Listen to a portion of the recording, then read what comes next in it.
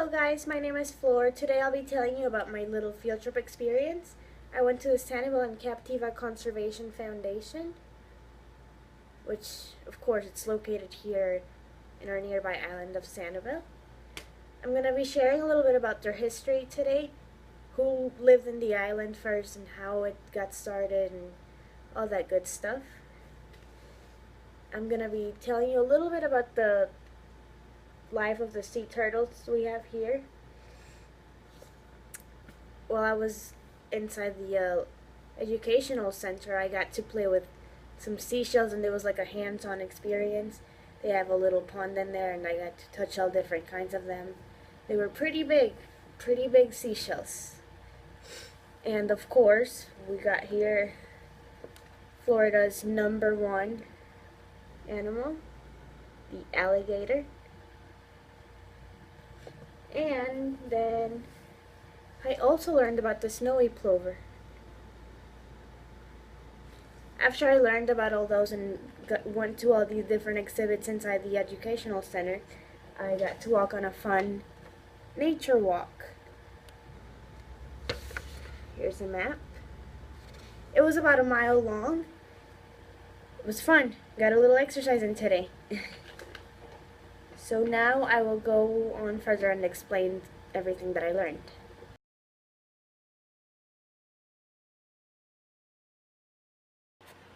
Alright guys, so to start off with a little bit of history about the island, Sanibel and Captiva emerged from the Gulf of Mexico about 5,000 years ago.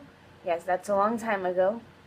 And till this day, it suffers from accretion and erosion, so the land is constantly changing. Let's see, some of the first human activity on the island were by the Calusa Indian tribe, and it was for about, let's see here, what do I have? For about 2,000 years, they seasonally camped on the island. So those were the people that lived there first. That I thought that was pretty interesting. And also, ever since a long time ago, the weather, we always had different natural disasters like hurricanes. At one point, the year was 1926. There was a huge storm and it inundated both islands, which of course ended all of the farming, all of the crops, everything was gone. The only thing that survived that storm were the citrus harvests.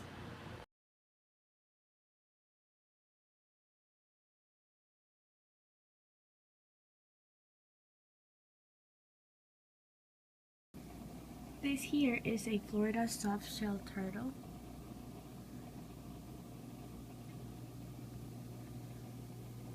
Its scientific name is Apollon ferox.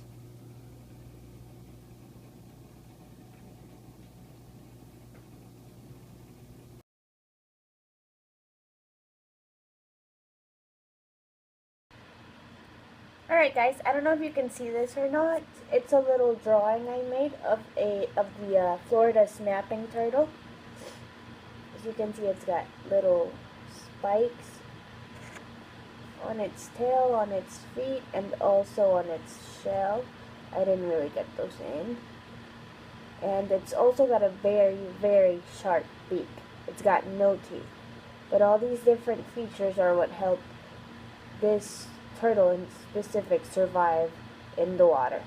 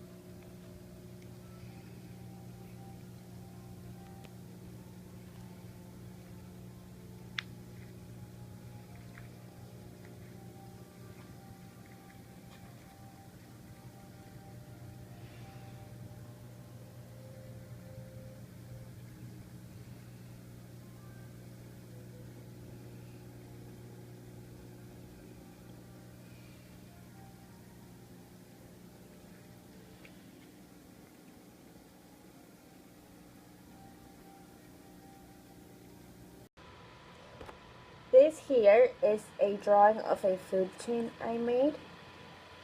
You can see the producer at the bottom here, the primary producers, that is. Then you can see the primary consumer, secondary consumer, and tertiary consumer. Nature trail.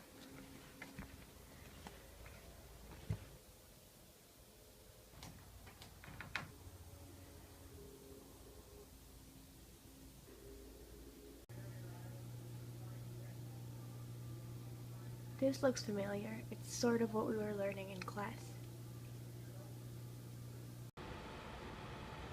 This field trip helped me see how fortunate we are to live in Florida. This is probably the only state that is surrounded by so much water. This, of course, leads to the more marine life. However, this also means higher risks during hurricane season. Thankfully, thanks to technology, we can now predict when hurricanes are coming and better prepare for them.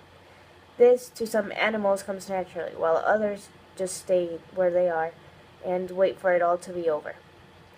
I just feel like with all the marine life we have nearby, we should all put in the effort of helping maintain it clean for all the organisms, because after all, we all benefit from it in the long run. Nothing we do will be insignificant. No matter how small we decide to do, what we decide to do is, it will have a positive impact, especially if we get others to help out. So guys, if you ever get a chance, you should go to the Sanibel and Captiva Conservation Foundation. It was very interesting. I enjoyed the time I was there, and you learned so much. There's so many people that are actually willing to put time and effort into helping out the environment, and it's great how there's people that actually care out there. I hope you enjoy this presentation. Thanks. Well, I hope you guys enjoy this presentation. I will leave you here with a little diamondback turtle.